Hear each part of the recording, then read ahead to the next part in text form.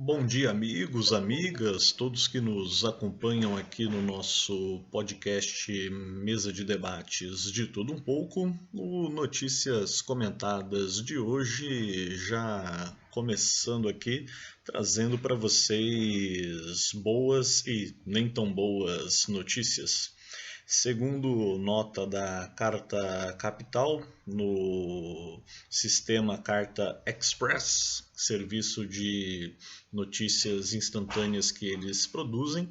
pela primeira vez desde o início da pandemia, Estado de São Paulo não registra morte por Covid. Então, tá aí uma boa questão, né, para a gente estar tratando, olhando. Pelo que diz a nota, o estado de São Paulo não registrou nenhuma morte por Covid nesta segunda-feira e é a primeira vez que isso ocorre desde o registro do primeiro óbito pela doença em março de 2020. Habitualmente, os números notificados às segundas-feiras são mais baixos devido ao represamento de dados. Ainda assim, as informações indicam melhora do quadro, seguido por outros fatores. E é claro, né, gente? A gente está observando o quanto a campanha de vacinação, entre outros fatores, como o próprio cuidado que a população, de uma forma geral, está buscando ter, medidas de higienização, cuidados com a saúde. É claro que a gente tem visto aí certos vacilos, certos problemas, alguns eventos que a gente ainda considera talvez prematuros aí na sua execução, mas não podemos negar que a cidade não, desculpa, o país tem mostrado bons índices de melhora, a campanha de vacinação está funcionando e acho que de uma forma geral, apesar da gente ainda estar vendo muita bizarrice, muita coisa estranha, estamos vendo que estamos derrotando aos poucos o vírus e, mais do que o próprio vírus, o negacionismo também, com coisa aí de 3/4 para mais da população vacinada. Gostaríamos que toda a população fosse se vacinar,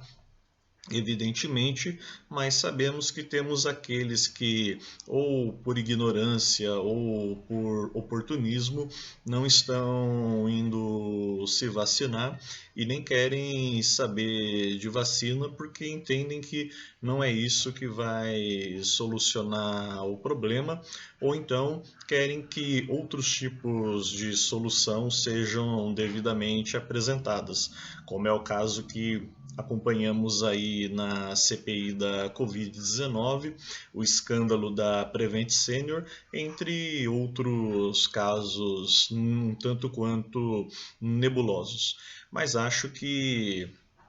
em primeira mão, nós temos que considerar aí que estamos, sim, aos poucos vencendo a pandemia e, como eu disse, vencendo também o tal negacionismo. É bom lembrar também que, dentre os casos ainda apresentados de contaminação, ainda apresentados de morte pela contaminação do coronavírus, pela infecção da Covid-19, nós estamos registrando mais casos entre aqueles não vacinados, entre os que não se imunizaram, não criaram imunidade contra o vírus, do que aqueles que de fato tomaram a vacina. Em que pese muitas pessoas vacinadas com primeira, segunda dose, terceira dose terem também ido a óbito por conta da doença, mas e são mortes que, claro, merecem aqui o nosso respeito, a nossa solidariedade, mas foram casos pouco expressivos se comparado com o todo que tem se protegendo e os índices, de uma forma geral, até mesmo índices apresentados pelo próprio Ministério da Saúde do governo tido como negacionista, estão mostrando que a vacinação é de fato a saída. Então, acredito que, apesar da persistência das fake news e também as chamadas mortes misteriosas que agora estão começando a circular nos grupos de WhatsApp para mostrar o quanto a vacina é supostamente perigosa, ainda não há dados concretos, não há nada que aponte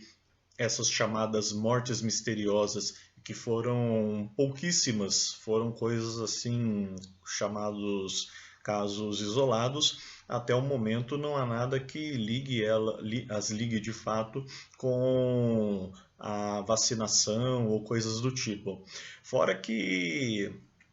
e se me permitem aqui dizer, a campanha dos antivacinas está ficando cada vez mais ridícula,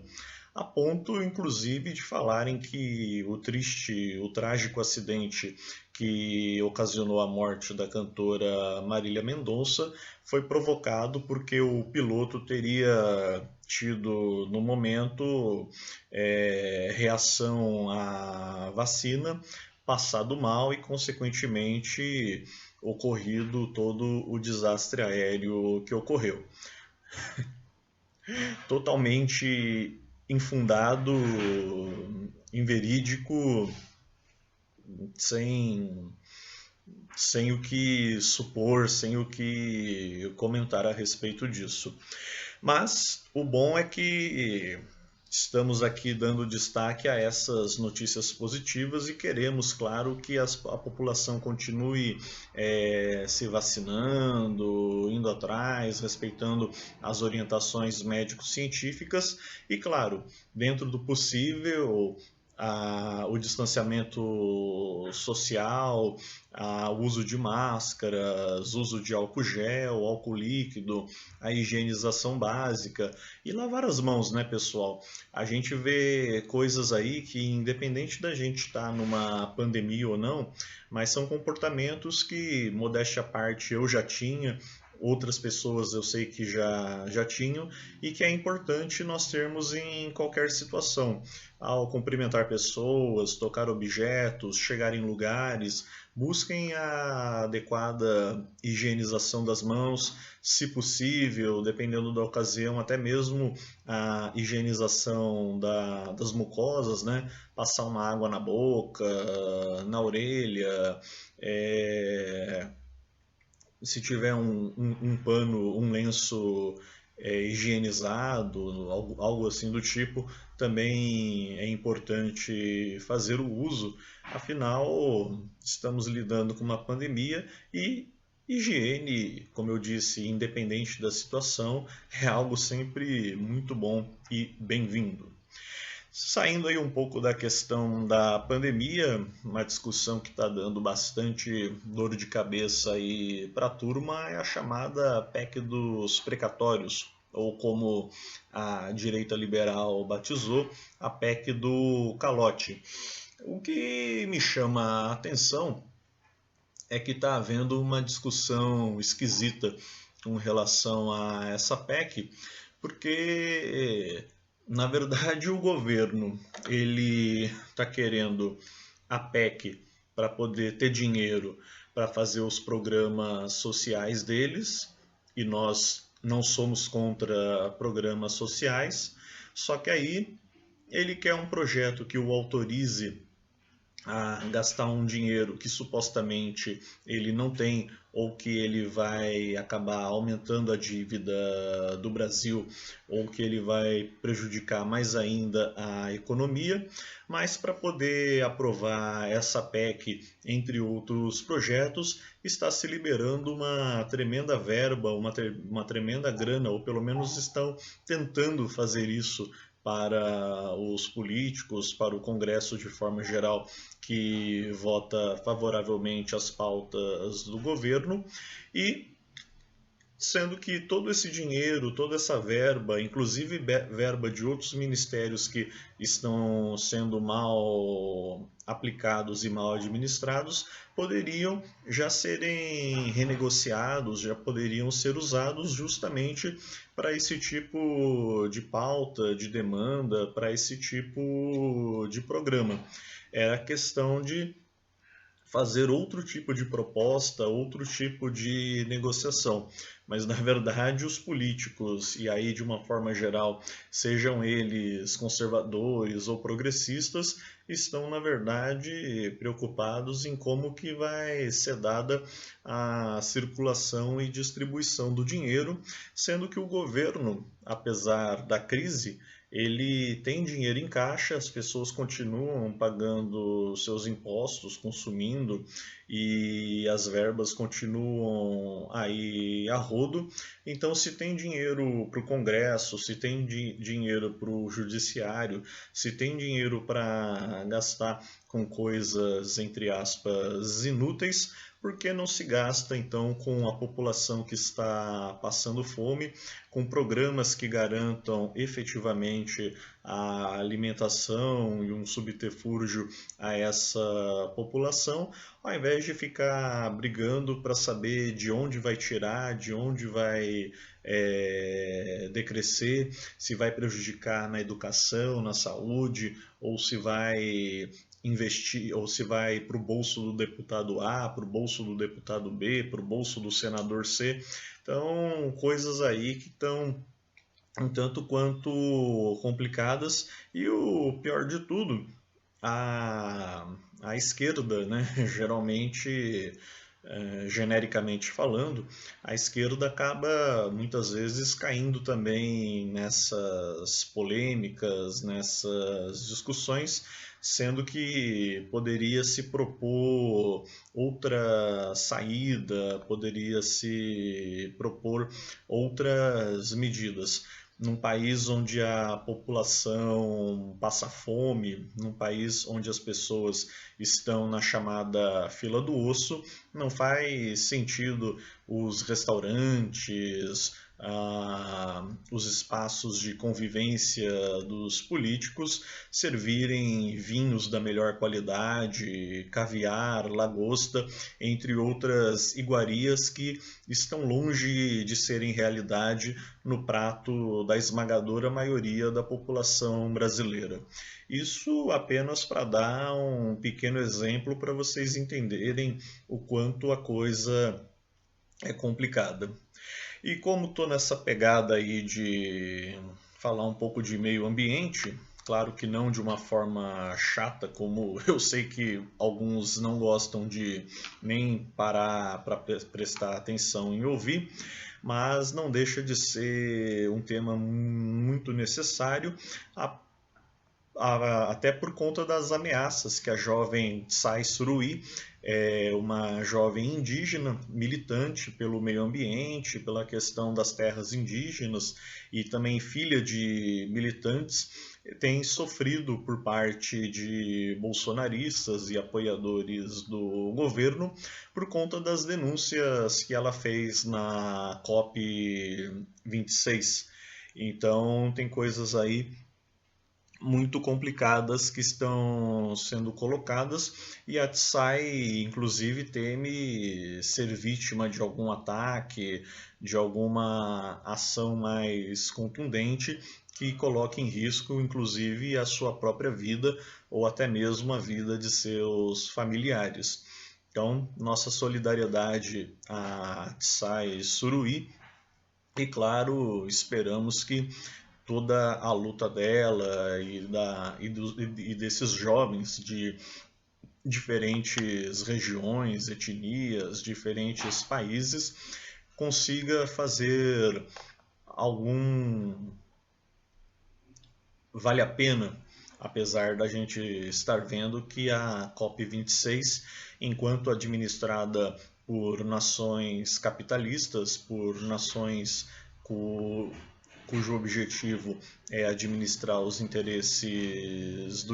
da burguesia, são estados, né? E como sabemos no marxismo, o Estado quer dirigir os interesses do grande capital e eles passam longe, infelizmente, dos reais interesses do meio ambiente e da preservação da natureza como esta deveria ser. A gente acaba já sabendo o resultado. Por isso, apesar de eu ter certas críticas a essa menina, a Greta Thunberg foi bastante contundente ao dizer que a COP26 foi um verdadeiro fracasso. E nisso eu acredito que, de maneira geral, hei de concordar com ela. Está sendo, né, um verdadeiro fracasso. Mas essas discussões precisam continuar, os estados precisam pelo menos ter esse tipo de evento para mostrar o quão sério e o quão urgente é necessário trabalhar essas questões, e por isso,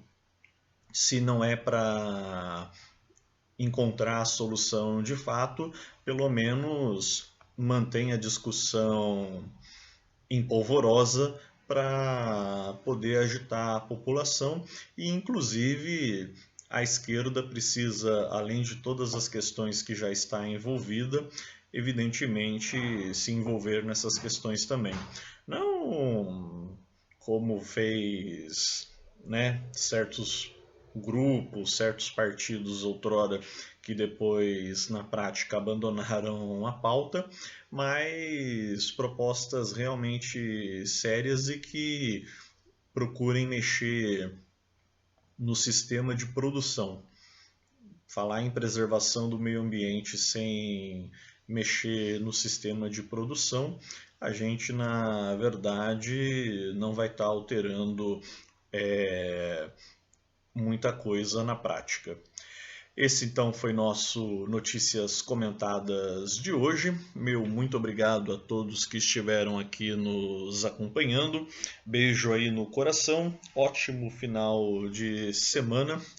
Eu deixei cair uma caneta aqui, né? Se vocês devem ficar olhando com que ele tanto fica se mexendo para lá e para cá enquanto tá gravando aqui o material, né? Coisas minhas. Eu aproveito que eu estou nesse momento mais descontraído, né? Não tem aquela formalidade de um jornal televisivo, então eu procuro até essa certa descontração pro vídeo não ficar tão pesado, tão carregado. Mas é isso, minha gente. Muito obrigado a todos que estiveram aqui nos acompanhando. Um beijo e tchau.